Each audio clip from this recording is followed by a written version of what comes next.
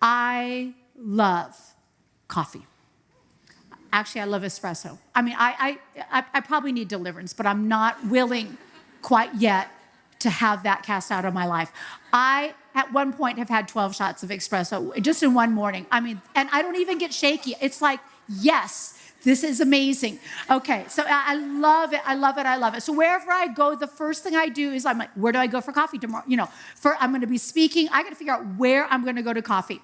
And don't play music yet because it won't fit. And so anyway, I was in Texas. I was in Amarillo, Texas, and I checked into the hotel. I was like, where's the closest Starbucks? And they're like, you don't want Starbucks.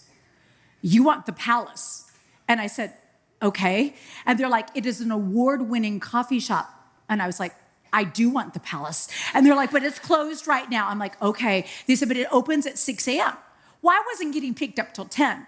But I got up 6 a.m., first thing in the morning, brushed my teeth, put on the clothes I had laid out for myself, put on my sunglasses because I believe that is makeup, and I headed across the street to the Palace.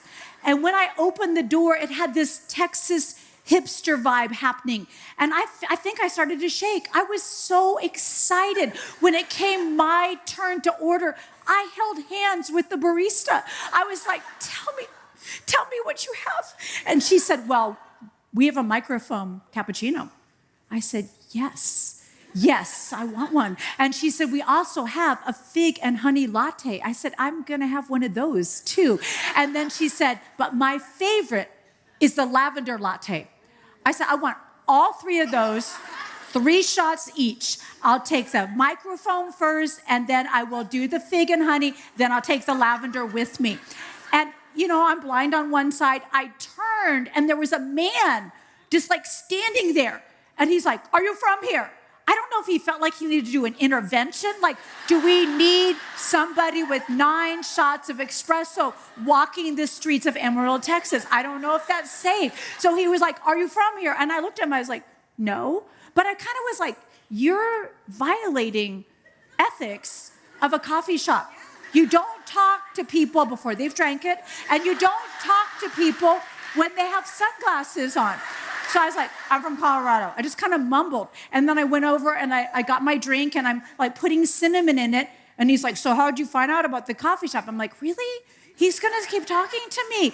And I was like, the hotel told me. And he's like, so what are you doing here in town? I thought, this is how I exit him. I said, I'm doing a woman's meeting. See, you're not a woman. You don't, we're done. We're done talking.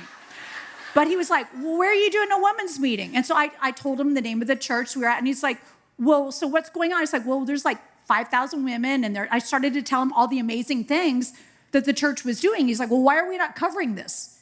And I was like, wait, what do you mean covering? And he said, could you please sit down? I'm like, wait, what do you mean covering? And he was like, well, I'm the editor-in-chief of the Amarillo Globe. If I've got 5,000 women at a church doing amazing things, we should be covering it. You need to sit down. I'm like, is this an interview? Is this an interview? Am I going to get the church in trouble? So like, I'm starting to panic. I'm like sucking down the cappuccino, sucking down the lap, trying to make myself wake up. And he like sits down. He's like, did you read the Pope's article? And I'm like, which one?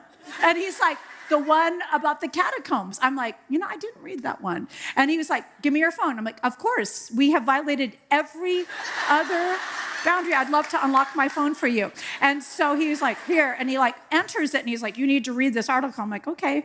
When I go back to my hotel room on the toilet, I'll read the article. So I just like take it and he's like, yeah, they're excavating the catacombs. And they found images of women preaching. He said, they think it's Priscilla, and she has her hands out in benediction in the mosaic.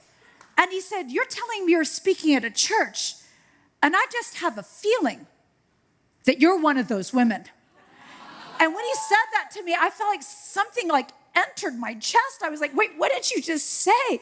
And he said, I can't come to your service tonight, but I'll send a reporter. And I'll be in there Sunday morning. So I walked back to my hotel room, and I had such an awareness that word was not just for me, that was a word for God's daughters. So I'm going to tell you something. God is in the process of excavating your life. And he is moving away all of the rubble and the debris. And you've been so busy looking at what is underneath your feet.